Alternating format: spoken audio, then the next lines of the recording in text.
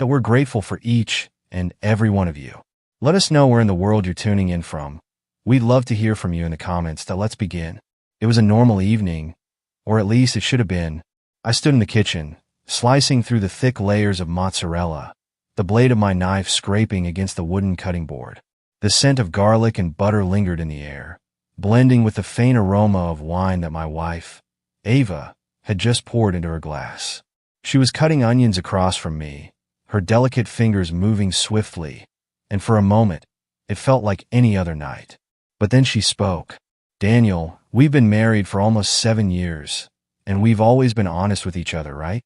The words sent a chill down my spine before I even knew why. My hand froze mid-slice, the knife pressing into the cheese, unmoving. "Of course," I replied, setting the knife down. "Honesty is the foundation of our relationship." She took a deep breath, her hands trembling slightly as she put the knife aside. Her gaze, once warm, now looked hesitant, conflicted even. "I met someone," she admitted. The room turned cold. For a moment, I swore I hadn't heard her correctly. "What do you mean?"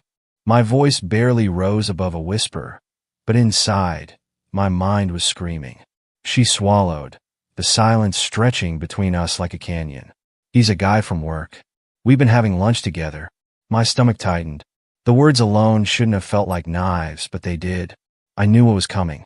"Is there more to it?" I asked, my voice eerily calm despite the storm raging inside me. "Do you like him?" She looked away, her lips pressing together, her jaw tightening like she was fighting herself. That moment, that single moment of hesitation, was my answer. She nodded, softly, and just like that, everything began to collapse. I felt sick. The walls around me seemed to blur, the warmth of the kitchen now suffocating instead of comforting. The weight of her words pressed down on me like an avalanche, yet I refused to look away. "How far has it gone?" I asked, my voice steady, but my hands curled in a fist on the counter. Ava stepped back, leaning against the kitchen counter, as if needing something solid to hold on to. "We've had lunch every day for a few weeks." She started hesitantly. "And we had dinner last week because you had a late business meeting. Have you held hands? Kissed?" My voice was sharp now, the pain creeping into my words. Her face turned pale. The guilt in her eyes was undeniable. She nodded. My chest ached, a heavy weight pressing against my ribs. "Did it go further than that?" She hesitated again. Another silence, one that told me everything. "Not yet. Not yet." The words cut deeper than any confession could have. I pulled out a chair and sat down because suddenly I wasn't sure if my legs would hold me anymore. "So, you're considering it?" She nodded stiffly. "I think so. He wants you to go away with him, doesn't he?" She hesitated but finally spoke. "Yes." My blood ran cold. "Where?" "Miami. Sharing a room, I suppose." She looked ashamed. "He booked a suite?" I laughed, a bitter, humorless sound that felt more like a choked breath than anything else. "And when are you leaving?" "Tomorrow morning." I stood up so fast the chair scraped against the floor with a deafening screech. "Tomorrow?" "I didn't want to tell you until I was sure." "Well, that was considerate of you, Ava," I spat, my anger finally breaking through. "Does he know you're married?" She sighed. "Yes." "So, he knows you have a husband, but still wants you in his bed?" She flinched. "It's not like that, Daniel. Don't insult me." I cut her off. "If you're going to Miami with him, don't pretend this is some innocent work trip." She wiped at her eyes, frustrated. "I don't know what I'm doing, but I need to figure out what he means to me." My throat burned. "And you think sleeping with him will help you figure that out?" Silence. I promised him I'd go. Those words shattered me. Ava hadn't even made a decision about us, but she had already made a promise to him. I exhaled, steadying myself, then turned to the basement door. "Wait here. I need to show you something." She blinked in confusion as I disappeared down the stairs. What she didn't know was that I had an idea, a final act, a reminder of what she was throwing away.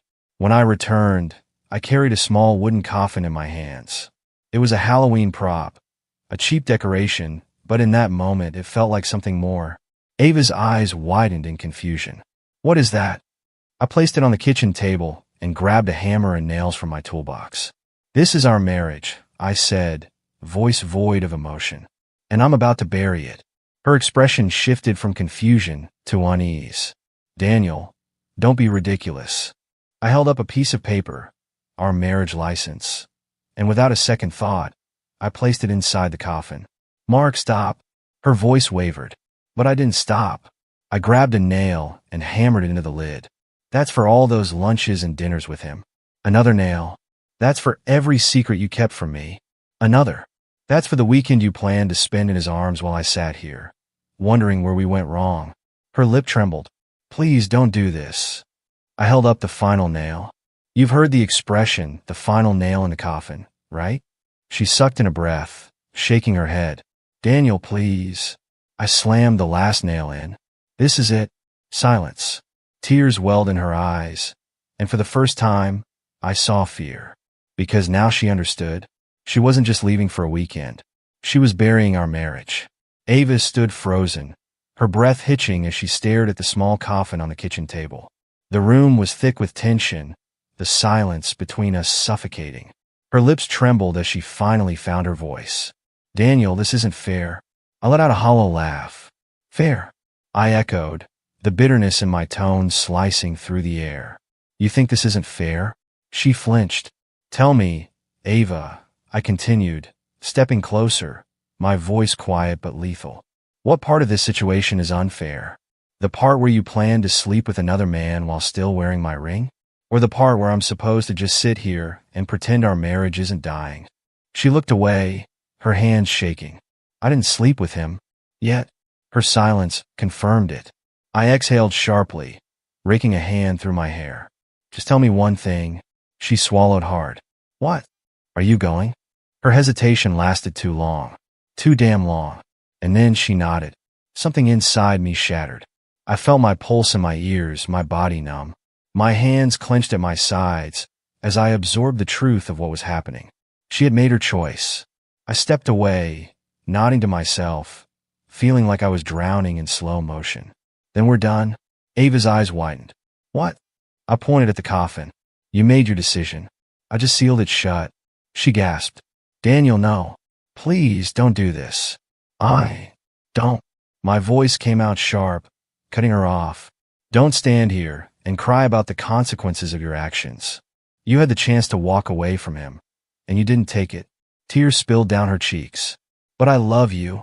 I shook my head, a bitter chuckle escaping. No, Ava, you don't.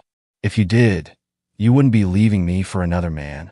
She reached out as if to touch me, but I stepped back. Go pack your bags, I said coldly. I won't be here when you get back. Her sobs filled the kitchen as I turned and walked out the door. I drove aimlessly through the city, the streets blurring past me as my mind raced. The anger inside me churned, boiling like a storm I couldn't control. Ava had betrayed me, but I wasn't going to just sit back and lick my wounds. No, I was going to destroy her and the man she threw our marriage away for. I pulled into a dark parking lot and shut off the engine, gripping the steering wheel tightly. I wasn't thinking straight, but one thing was certain. I wasn't letting this slide. I needed a plan. I knew one thing about cheaters. They never think about who else they're hurting. So, I did some digging. I found out the man Ava was cheating with. His name was Liam Carter, a high-ranking executive at her company. And then I found something even better. Liam was married to a woman named Samantha Carter. A slow smirk curled on my lips as I scrolled through her social media. She looked like the perfect wife, the kind who would never see this coming. I sent her a message. Me? Hi, Samantha. I think we need to talk about our spouses. The typing bubble appeared almost immediately. Samantha, who is this? I exhaled. Showtime, I muttered to myself. Samantha and I met at a small cafe the next morning. She was beautiful, well-dressed, and carried herself with confidence, but there was a sadness in her eyes. I sat across from her, sliding my phone across the table. Your husband is having an affair with my wife. She stared at the photos, screenshots of messages between Ava and Liam, photos of them together at restaurants. Her hands trembled. I don't understand. He told me he was working late. I nodded. Yeah, that's what Ava told me too. She looked up at me, her jaw tightening. What do you want to do about it? I smirked. I want revenge. She leaned forward. Tell me more. Samantha and I spent the next few days planning. We weren't just going to expose them. We were going to humiliate them. Step 1. Catch them in the act. I knew Ava and Liam had booked their Miami getaway. But what they didn't know was that Samantha and I booked the room next to theirs. And we brought cameras. Ava and Liam arrived at the hotel, smiling like two lovesick teenagers. They checked in, completely unaware that their spouses were watching. I gritted my teeth as I watched my wife kiss another man. Samantha grabbed my hand under the table. Stay calm, she whispered. They're going to pay for this. I forced myself to relax. Because she was right. They were about to pay for everything. We installed hidden cameras in their suite, capturing everything. The kisses, the touches, the betrayal. And then, at the perfect moment, we burst into the room. Ava screamed. Liam jumped up, shirtless, his face draining of color. Samantha smiled coldly, holding up her phone. Smile for the camera, darling. We caught everything. Ava turned to me, her face pale. Daniel, I cut her off. Save it. I turned to Liam. How does it feel, buddy? Sleeping with another man's wife. Liam opened his mouth, but Samantha threw the divorce papers at him. You're done. Ava sobbed. Daniel, please. I made a mistake. I laughed. Yeah, you did. And now you're going to live with it. And then I walked out, leaving her to drown in the mess she made. The moment I stepped out of that hotel room, I felt a strange sense of calm. It was done. I had seen the truth with my own eyes, and there was no coming back from it. Ava was left in that hotel suite, crying, begging me to stay, but I didn't look back.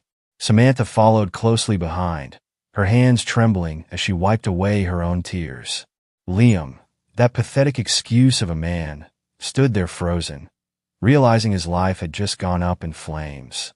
It was perfect, but revenge wasn't over yet. Not by a long shot. Samantha and I had agreed. Exposure was the final step, so we made sure everyone saw the truth. We leaked the video. It wasn't pornographic, but it was damning. Recordings of their conversations, messages, and their confession of how long they had been sneaking around. We sent it to everyone. Ava's co-workers, Liam's colleagues, friends, and family. Within hours, their reputations were in ruins. Ava lost everything. She was fired from her job. Liam had been her boss's boss, and with him involved in a scandal, HR launched an internal investigation. Turned out, Liam had other affairs too. He was terminated immediately. Ava? They didn't need her drama. By the time she got home, her bags were already packed. I wasn't letting her stay. She banged on the door, crying. Daniel, please. Where am I supposed to go? I stared at her through the peephole. Go to Miami?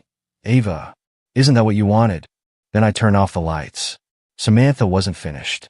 She filed for divorce immediately. And because Liam had signed an ironclad prenup, he left with nothing. She even took his car, his apartment, everything. By the time she was done with him, Liam was sleeping on his brother's couch. It was poetic. She texted me, over and over. Ava, please, Daniel, I messed up. I love you. I didn't mean for this to happen. Ava, we can fix this. We can try again. Ava, don't throw away 7 years. I didn't respond, because she had thrown away 7 years. I just buried them. For the first time in a long time, I focused on me. I worked out more, spent time with friends I had neglected. I even started seeing someone new, a woman who treated me with respect. It felt good, better than Ava ever had. And for once, I didn't miss her. Ava showed up at my workplace one afternoon. Her eyes were hollow, her makeup smudged from crying. She looked nothing like the confident woman who had once been so sure about her choice. Please, she whispered. Just give me 5 minutes. I sighed, stepping outside. What do you want, Ava? She bit her lip, tears brimming in her eyes. I lost everything, Daniel. You were right. I was selfish. I was stupid. And now, her voice broke. Now I don't have you. I folded my arms. And whose fault is that? She sniffled. Mine? Finally, she admitted it. But it didn't change a thing. Ava reached for my hand. I pulled away. You don't get to touch me, I said. Not after what you did. She sobbed harder. Is there any chance? Any chance at all? I shook my head. No, Ava. There's not. She choked on a sob. I was so stupid. I nodded. Yes, you were. And then I walked away for good. Rumors spread fast. Ava had no job, no home, no support. She stayed in a motel for a while, but eventually she had to move in with her sister. People whispered about her everywhere she went. She was the woman who destroyed her marriage for nothing. Liam? He didn't want her anymore. She was alone. While Ava was drowning in regret, I was thriving. I was dating again, building myself back up, enjoying life. And it felt damn good, because for the first time in years, I was free. Months later, Ava emailed me. Subject: one last chance. Daniel, I don't expect you to forgive me, but I just need you to know I still love you. I wake up every day regretting my choices. I ruined my life, and I have no one to blame but myself. You were the best thing that ever happened to me, and I threw it away. I know you've moved on, but if there's even the slightest part of you that still remembers what we had, please let me know. I'll be waiting. Ava. I stared at the email for a long time. Then I deleted it. No response. No closure. She didn't deserve it. Months later, I heard from mutual friends that Ava had finally stopped waiting for me. She moved out of town, got a new job, and was trying to rebuild her life. I didn't feel bad for her. She made her choices, and I made mine. Oh, and Liam? Turns out karma wasn't done with him either. The woman he cheated on Ava with cheated on him. He lost everything. Poetic justice. Life was better without Ava. I had new goals, new ambitions, and a woman who treated me with respect. For the first time, I was genuinely happy, and I never once missed my old life. I learned something through all of this. Love isn't just about feelings. It's about loyalty, respect, trust. And once you break that, you can never truly fix it. Ava thought she could have it all. She thought she could betray me and then come back when it all fell apart. She was wrong, because some betrayals are unforgivable. I stood outside my new home, watching the sun set on a life that no longer haunted me. Ava was gone. The pain was gone. And in its place, a future filled with possibility. I smiled, because for the first time in forever, I was finally free.